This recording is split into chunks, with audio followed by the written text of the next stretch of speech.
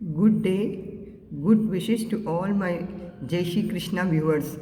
I would like to share some beautiful memories with my daughter Nishita in her 20th birthday with my father and my brother Sudhir.